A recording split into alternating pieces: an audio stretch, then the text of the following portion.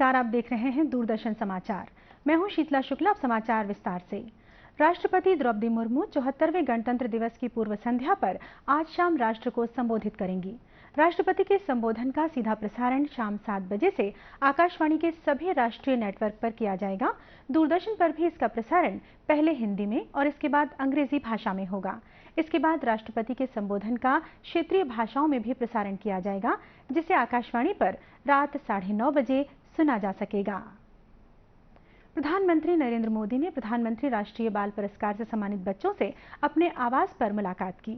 बातचीत के दौरान प्रधानमंत्री ने पुरस्कृत सभी बच्चों को स्मृति चिन्ह भेंट कर व्यक्तिगत रूप से उनकी उपलब्धियों पर चर्चा की। बच्चों ने भी प्रधानमंत्री से दिल खोलकर बातचीत की। इस अवसर पर श्री मोदी ने बच्चों को छोटी छोटी समस्याओं का समाधान ढूंढने, धीरे धीरे अपनी क्षमता का निर्माण करने और उसे बढ़ाने के साथ ही बड़ी समस्याओं के समाधान के लिए आत्मविश्वास विकसित करने की सलाह दी।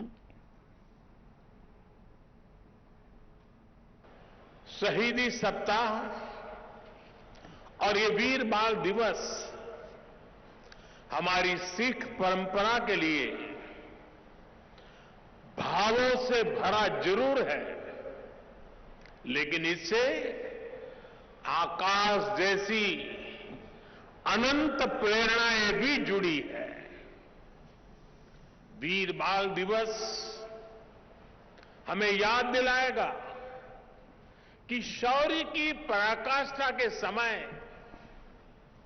कम आयु मायने नहीं रखती।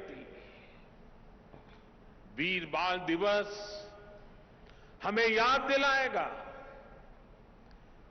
कि 10 गुरुओं का बच्चों के मानसिक स्वास्थ्य और समस्याओं की चर्चा करते हुए श्री मोदी ने कहा कि ऐसी समस्याओं को सुलझाने में परिवार महत्वपूर्ण भूमिका निभाते हैं।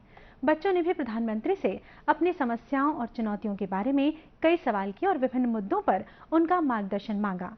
इस अवसर पर महिला और बाल विकास मंत्री स्मृति ईरानी भी मौजूद थीं।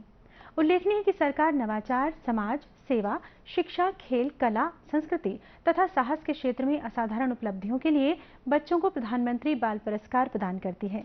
इस पुरस्कार में विजेता बच्चों को एक पदक और 1 लाख रुपए नगद तथा प्रमाण पत्र दिया जाता है।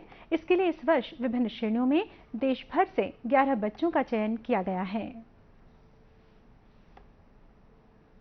आज 13वां राष्ट्रीय मतदाता दिवस है। इस अवसर पर देश भर में कई कार्यक्रमों का आयोजन किया जा रहा है। मुख्य कार्यक्रम नई दिल्ली में निर्वाचन आयोग द्वारा किया गया है, जिसमें आकाशवाणी के समाचार सेवा प्रभाग को राष्ट्रीय मीडिया पुरस्कार प्रदान किया जाएगा। इलेक्ट्रॉनिक मीडिया श्रेणी में ये पुरस्कार देश में मतदाता जागरूकता और शिक्षा के लिए उत्कृष्ट अभियान चलाने के लिए दिया जाएगा। राष्ट्रपति द्रौपदी मुर्मू इन राष्ट्रीय पुरस्कारों को प्रदान करेंगी। मतदाता दिवस पर इस वर्ष का विषय है मतदान जैसा कुछ नहीं, मैं अवश्य मतदान करूंगा। ये उन मतदाताओं को समर्पित है जो मतदान प्रक्रिया में शामिल होकर अपने मताधिकार का इस्तेमाल करते हैं।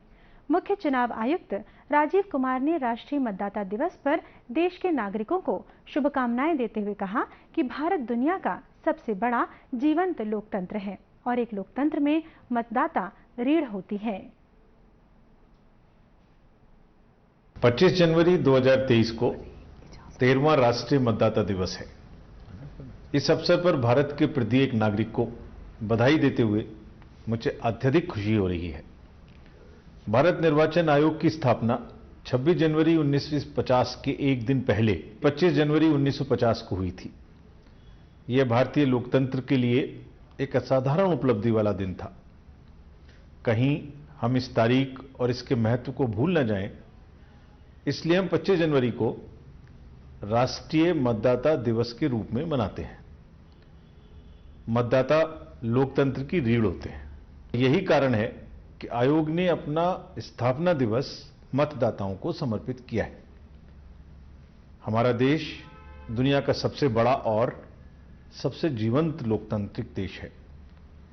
लोकतंत्र प्रत्येक भारतीय की रगों में रचा बसा हुआ है और हमारे सामाजिक, भौगोलिक, सामूहिक विविधता वाले देश में इलेक्टरल रोल से पोल यानी वोटर बनाने और मतदान कराने में हम हर वयस्क नागरिक से समर्थन की अभिलाषा रखते हैं।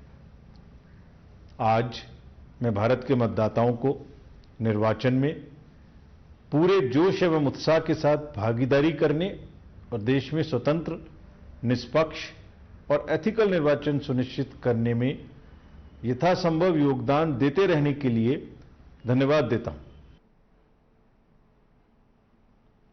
प्रधानमंत्री नरेंद्र मोदी ने भी राष्ट्रीय मतदाता दिवस के अवसर पर लोगों को अपनी शुभकामनाएं दी हैं। श्री मोदी ने आशा व्यक्त की है कि सभी लोग चुनाव में सक्रिय भागीदारी के लिए मिलकर काम करेंगे और इस वर्ष के विषय पर लोकतंत्र को मजबूत करेंगे। प्रधानमंत्री ने इस मौके पर निर्वाचन आयोग के प्रयासों की सराहना भी की। 74वें गणतंत्र दिवस की तैयारियां पूरे प्रदेश में जोर शोर से चल रही हैं। विभिन्न कार्यक्रमों को अंतिम रूप देकर कल कई जिला मुख्यालयों में परेड समारोह का अंतिम पूर्वाभ्यास किया गया। जिला मुख्यालय बेमेतरा के ऐतिहासिक बेसिक स्कूल मैदान में गणतंत्र दिवस परेड का अंतिम पूर्वाभ्यास किया गया। जिला कलेक्टर जितेंद्र कुमार शुक्ला और पुलिस अधीक्षक आई कल्याण एलिसेला इस अवसर पर उपस्थित थे, जिनकी उपस्थिति में फुल ड्रेस में मिनट टू मिनट कार्यक्रम का अभ्यास किया गया।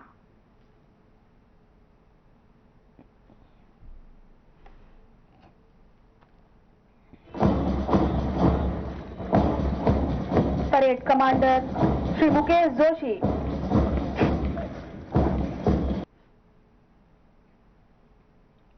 कोरिया जिला मुख्यालय बैकुंठपुर में भी परेड समारोह की फुल ड्रेस रिहर्सल जिला कलेक्टर विनय कुमार लंगे तथा अन्य वरिष्ठ अधिकारियों की उपस्थिति में हुई।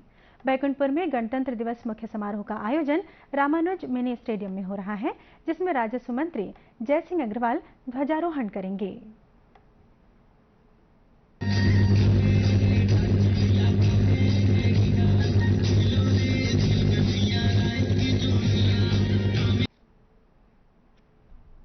कवर्धा में भी गणतंत्र दिवस समारोह की फुल ड्रेस रिहर्सल की गई। इस अवसर पर जिला कलेक्टर जन्मेजय महोबे ने गणतंत्र दिवस आयोजन की तैयारियों का जायजा लिया। रिहर्सल परेड के साथ ही बच्चों ने सांस्कृतिक कार्यक्रम भी प्रस्तुत किए। उल्लेखनीय है कि कवर्धा के आचार्य पंथ ग्रंथमुनि नाम साहेब स्नातकोत्तर महाविद्यालय मैदान में आयोजित होने वाले गण पर्व पर वन मंत्री मोहम्मद अकबर मुख्य अतिथि होंगे।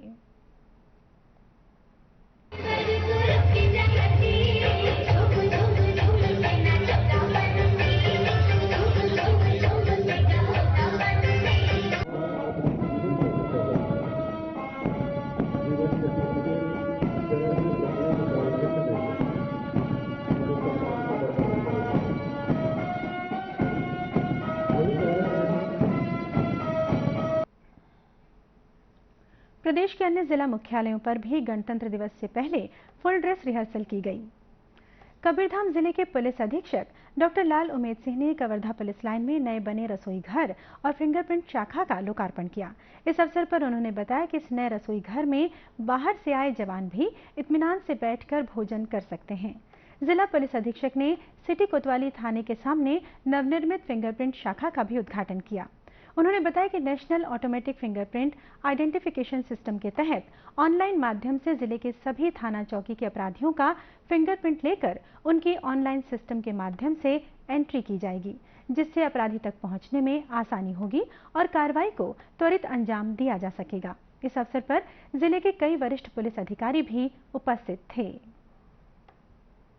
आकांक्षी जिला बलरामपुर के नक्सल प्रभावित रहे सरहदी गांव चुना और पुंदांग तक अब पहुंच आसान हो गई है, क्योंकि आज़ादी के बाद पहली बार इन गांवों तक सड़कें पहुंची हैं। इतना ही नहीं, 10 साल बाद फिर साप्ताहिक बाजार भी खुल रहे हैं। इस बीच सुरक्षा के लिहाज से गांव में सीआरपीएफ और जिला पुलिस बल का कैंप भी लगाया गया है। पेश है एक रिपोर्ट। छत्तीसगढ़ के बलरामपुर जिले के कुश्मी विकासखंड के चुना और पुंदांग गांव में आजादी के बाद पहली बार गांव तक सड़क पहुंची है। इसके साथ ही गांव में करीब 10 सालों से बंद हुए साप्ताहिक बाजार भी संचालित होने लगा है। करीब 1200 की आबादी वाले छत्तीसगढ़ और झारखंड का सीमावर्ती गांव घनघोर जंगलों से घिरा हुआ है और यही वजह रही कि यहां पर कई सालों तक नक्सलियों का बोलबाला रहा, जिससे ग्रामीणों का जीवन दहशत के साए में गुजरा। लेकिन अब ये सरहदी गांव विकास के रास्ते पर लौट आए हैं, जहां सड़क के निर्माण के बाद ग्रामीणों के आवागमन में सहूलियत हो रही है। वहीं साप्ताहिक बाजार शुरू होने से उन्हें रोजमर्रा की जरूरतों को पूरा करने के लिए दूर नहीं जाना पड़ रहा है। पहले तो यहाँ एगो सियार नहीं भूख रहा था। अभी प्रशासन, जिला प्रशासन बलरामपुर के इतना किया है ना, और हमारे झारखंड और छत्तीसगढ़ के बॉर्डर में है, ये जो यहाँ सीआर में रहता है नक्सली पीड़ित बुढ़ा पहाड़ के यहाँ एकदम दबदबा बना था। बस एक कारण के चलते भी जिला प्रशासन अधिकारी लोग इतना ध्यान दिए हैं जो बहुत अच्छा किए हैं। लोग जनता लोग आम जनता खुश हैं, बहुत तरीके से खुश हैं। 2 पैसा कमा रहे हैं, सड़क खुल गया है, 2 पैसा उससे कमा रहे हैं। प्रशासन ने यहाँ पूरा टाइट है, अच्छा मार्केट लग रहा है, 2 पैसा कमा रहे हैं। पहले तो बाजार नहीं लग रहा था सर। ये नक्सली वाले थे ना, तो फर्श वाले सामान ही नहीं आने दे रहे थे। पहले नक्सली के चलते नहीं लग रहा था, बीच में लग रहा था, लेकिन फिर नक्सली के चलते नहीं लगा। पहले आने जाने में दिक्कत थी, अभी तो है दिक्कत, लेकिन भाई अपना बाइक से आदमी जा रहा है, बस गाड़ी चल रही नहीं रही है। गांव को सड़क से जोड़ने के लिए PMGSY के तहत साल 2014-15 में सड़क निर्माण की मंजूरी मिली थी, लेकिन क्षेत्र में नक्सलियों की सक्रियता की वजह से साल 2016 और 17 के बाद सड़क निर्माण का काम रुक गया था। लेकिन बीते 2 वर्षों से गांव को सड़क से जोड़ने की मुहिम को तेज किया गया। सड़क निर्माण के पहले फेज का काम पूरा होने से गांव तक एम्बुलेंस की सेवा भी बहाल हो गई है। वहीं क्षेत्र को नक्सल मुक्त कराने के उद्देश्य से अलग अलग जगहों पर CRPF और जिला पुलिस के 4 संयुक्त कैंप स्थापित किए गए हैं, जिससे नक्सलियों का गढ़ समझा जाने वाला बूढ़ा पहाड़ में अमन चैन लौट आया है। अभी लोग वहाँ पे मोटरेबल रोड हम लोग बना चुके हैं। जैसे आपने बताया कि वहाँ पे जो मार्केट भी लग रहा है, मैं समझता हूँ कि जिस किसी भी एरिया में फ्री ट्रेड और कॉमर्स जहाँ पे होना शुरू हो जाता है, वहाँ अपने आप सुरक्षा के दृष्टिकोण से महत्व माना जा सकता है। 4 कैंप इस साल हम लोगों ने भी पिछले 4 महीनों में लगाए हैं। उससे पहले भी साल के शुरुआत में हम लोगों ने मुताई मोड़ कैंप लगाया था, जिसके बाद से वहां पर जो रोड निर्माण कार्य है, PMGSY का जो रोड है उसके निर्माण की कार्य में काफी गति आई है। और अभी हम लोग चुनचुना पुंदाग तक अर्थ वर्क रोड कंप्लीट करा पाए हैं। कलवर्स का काम अभी चल रहा है।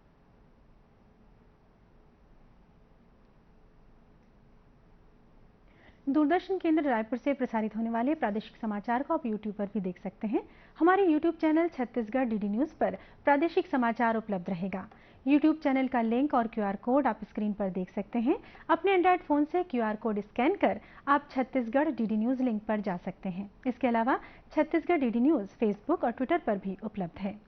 और अब अंत में मुख्य समाचार एक बार फिर।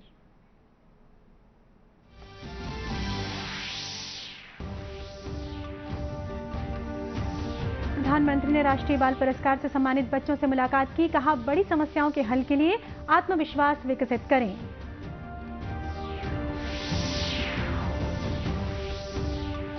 राष्ट्रीय मतदाता दिवस पर राजधानी दिल्ली सहित देश भर में कार्यक्रमों का आयोजन, मुख्य चुनाव आयुक्त ने कहा मतदाता लोकतंत्र की नींव।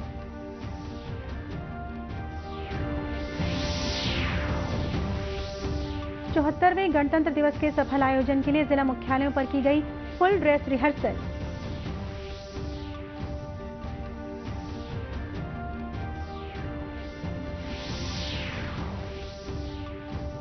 और बलरामपुर जिले के नक्सल प्रभावित गांव चुना और पुंदांग में आजादी के बाद पहली बार पहुंची सड़क। इसी के साथ ये समाचार बुलेटिन समाप्त हुआ। नमस्कार।